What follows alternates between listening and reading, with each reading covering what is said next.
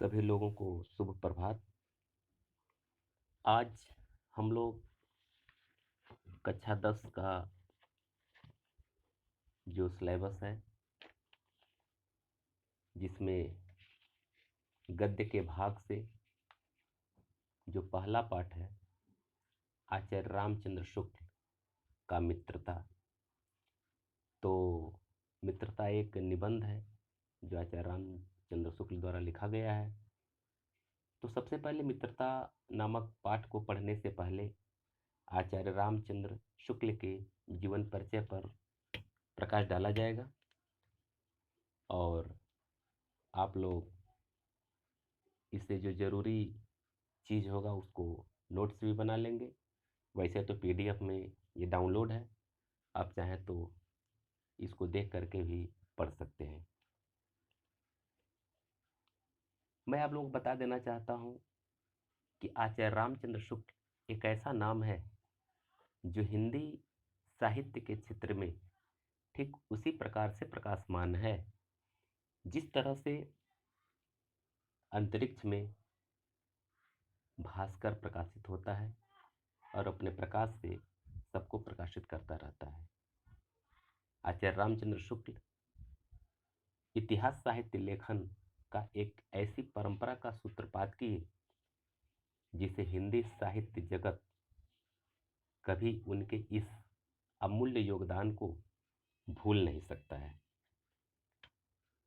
इस साहित्यकार का जन्म 1884 ईस्वी में बस्ती जिले के अगोना नामक ग्राम में हुआ था। इनके पिता का नाम पंडित चंद्रबली शुक्ल था, जो सुपरवाइजर कानूनगो थे। बालक रामचंद्र शुक्ल ने एंट्रेंस यानी हाई स्कूल की परीक्षा मिर्जापुर जिले के मिशन स्कूल में उत्तीर्ण की। गणित में कमजोर होने के कारण इनकी शिक्षा आगे नहीं बढ़ सकी।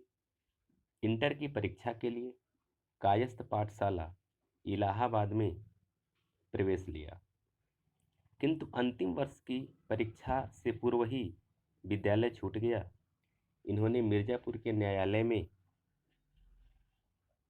नौकरी कर ली, किंतु स्वभाव के अनुकूल न होने के कारण इन्होंने नौकरी को छोड़ दिया और मिर्जापुर के मिशन स्कूल में चित्रकला के अध्यापक हो गए। यहाँ गौर करने की बात है कि जितने भी महान लेखक, महान साहित्यकार या किसी भी क्षेत्र में महानता हासिल किए हैं, अगर उनके शिक्षा दीक्षा की बात किया जाए तो बड़ा संघर्षमय उनकी स्थिति रही है। जैसा कि आप लोग यहाँ देख रहे हैं कि ये गणित में कमज़ोर होने के कारण इनकी पढ़ाई नहीं हो सकी आगे और इंटर की परीक्षा कायस्थ पाठशाला और फिर इलाहाबाद में कायस्थ पाठशाला इलाहाबाद में प्रवेश लिया, किंतु अंतिम वर्ष की परीक्षा भी छूट गई विद्यालय छूट जाने के कारण। उसके बाद मिर्ज़ापुर न्यायालय में इन्होंने नौकरी कर लिया, लेकिन इनके स्वभाव के अनुकूल न होने के कारण वहाँ से इस नौकरी को छोड़ दिया। इसी बीच स्वाध्याय माने स्वतः अध्याय यानी स्वयं पढ़ते हुए इन्होंने हिंदी, अंग्रेजी, संस्कृत, बांग्ला आदि भाषाओं का अच्छा ज्ञान प्राप्त कर लिया और पत्र पत्रिकाओं में लिखना आरंभ कर दिया। बाद में इनकी नियुक्ति काशी हिंदू विश्वविद्यालय में हिंदी के प्राध्यापक पद पर हो गई। बाबू श्याम सुंदर दास के अवकाश प्राप्त करने के बाद शुक्ल जी ने हिंदी विभाग के अध्यक्ष पद को सुशोभित किया। इसी पद पर कार्य करते हुए सन 1941 ईस्वी में आप स्वर्ग सिधार गए। कहने का तात्पर्य यह है कि बाद में ये अपने स्वाध्याय के कारण अनेक प्रकार के भाषाओं का ज्ञान प्राप्त किया और बाद में इनकी नियुक्ति यहाँ देखिए काशी हिंदू विश्वविद्यालय में प्राध्यापक पद पर हो गई। काशी हिंदू विश्वविद्यालय में प्राध्यापक पद पर हो गई। इनसे पहले वहाँ बाबू श्याम सुंदर दास अवकाश प्राप्त करने के बाद मतलब इनसे पहले बाबू श्याम सुंदर दास वहाँ हिंदी के विभाग के अध्यक्ष थे। जब ये अवकाश प्राप्त कर लिए उसके बाद आचार्य रामचंद्र शुक्ल वहाँ के हिंदी विभाग के विभागाध्यक्ष बन गए। हिंदी निबंध को नया आयाम देकर इन्होंने इसे ठोस धरातल पर प्रतिष्ठित करने वाले शुक्ल जी हिंदी साहित्य के मूर्धन्य आलोचक, श्रेष्ठ निबंधकार, निष्पक्ष साहित्यकार और महान शैलीकार एवं युग प्रवर्तक आचार्य थे। मतलब ये कि आलोचना के क्षेत्र में ये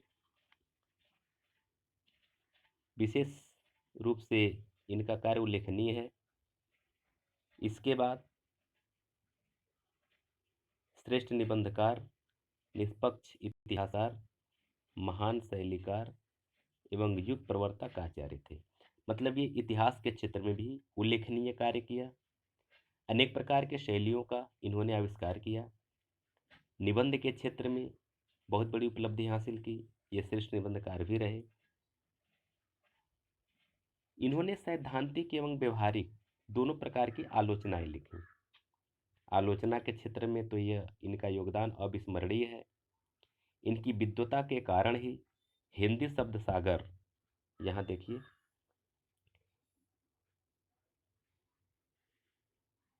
हिंदी शब्द सागर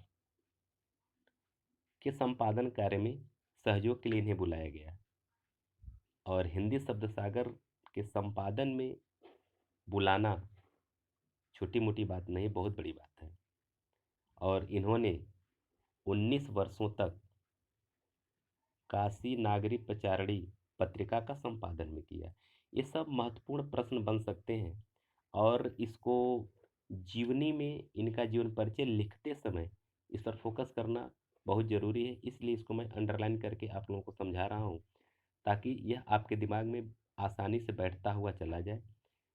बहुत ज़्यादा आपको याद करने की ज़रूरत नहीं है। जैसे मैं समझा रहा हूँ वैसे आप अपने दिमाग में सेट करते चलेंगे तो इनका जीवन परिचय बहुत आसानी से आपके दिमाग में सेट हो जाएगा, याद हो जाएगा। आगे बढ़ते हैं। इन्होंने अंग्रेजी और बंगला में भी कुछ अनुवाद किए। आलोचना इनका मुख्य और प्रिय विषय था। यानी आलोचना के क्षेत्र में इनका योगदान बहुत महत्वपूर्ण रहा है और ये उनका मुख्य विषय भी रहा है। इन्होंने हिंदी साहित्य का इतिहास लिखकर इतिहास लेखन की परंपरा का सूत्रपात किया। मतलब ये हिंदी साहित्य का गहन अध्ययन किए और हिंदी साहित्य को एक वैज्ञानिक ढंग से उसे विभाजित करके हिंदी साहित्य के इतिहास को एक इतिहास लेखन की परंपरा शुरू हुई। अर्थात इनके बाद बहुत सारे विचारक, बहुत सारे विद्वान हिंदी साहित्य का इतिहास लिखे। शुक्ल जी एक उच्च कोटि के निबंधकार ही नहीं अपितु युग प्रवर्तक, आलोचक भी रहे हैं। इनकी कृतियां कुछ इस प्रकार से हैं। इनका जो निबंध संग्रह है वह चिंतामणि भाग 1 और भाग 2, आप यहाँ देखिए, निबंध संग्रह चिंतामणि भाग 1 और भाग 2, और दूसरा निबंध है विचार वीथि। ये दो ऐसे निबंध हैं जो काफ़ी चर्चित हैं, काफ़ी लोकप्रिय हैं। तो इनके जो ये निबंध संग्रह हैं, इसके बाद इतिहास लेखन में इनका जो ग्रंथ है उसका नाम है हिंदी साहित्य का इतिहास। यहाँ देखिए, हिंदी साहित्य का इतिहास। और हिंदी साहित्य के इतिहास सबसे विशुद्ध और सबसे वैज्ञानिक इतिहास माना जाता है और बहुत से विचारक इसी को एक आधार बना करके अनेक प्रकार का इतिहास लेखन का कार्य किया। आलोचना के क्षेत्र में सूरदास, रस मीमांसा और त्रिवेणी, ये 3 आलोचना ग्रंथ हैं जो काफ़ी लोकप्रिय हैं, चर्चित हैं और अविस्मरणीय हैं। यहाँ देखिए, आलोचना, सूरदास, रसमीमांसा और त्रिवेणी। इसके बाद संपादन, ये विभिन्न ग्रंथों का संपादन भी किए, जिसमें देखिए जायसी ग्रंथावली, यहाँ आप देखिए जायसी ग्रंथावली, तुलसी ग्रंथावली, भ्रमर गीत सार, हिंदी शब्द सागर, काशी नागरी प्रचारणी सभा, आनंद कादम्बिनी, ये जो है कि इनके संपादन ग्रंथ रहे हैं। इसके अतिरिक्त इन्होंने एक कहानी भी लिखा है जिसका नाम है 11 वर्ष का समय। यहाँ देखिए 11 वर्ष का समय, ये इनका कहानी है। एक काव्यकृति भी इनकी प्रकाशित हुई है, इसका नाम है अभिमन्यु वध। तो ये गद्य लेखन में ही नहीं बल्कि काव्य लेखन में भी अपना विशिष्ट योगदान दिए हैं। और इसके अलावा अन्य भाषाओं के कई ग्रंथों का इन्होंने अनुवाद किया है। मेगस्थनीज का भारतवर्षीय विवरण, आदर्श जीवन, यहाँ देखिए मैं आपको दिखा रहा हूँ अंडरलाइन करके, मेगस्थनीज का भारतवर्षीय विवरण, आदर्श जीवन, कल्याण का आनंद, विश्व प्रबंध, बुद्ध चरित्र, ये काव्य है। ये इनके अन्य प्रकाशित ग्रंथ हैं और बहुत महत्वपूर्ण हैं।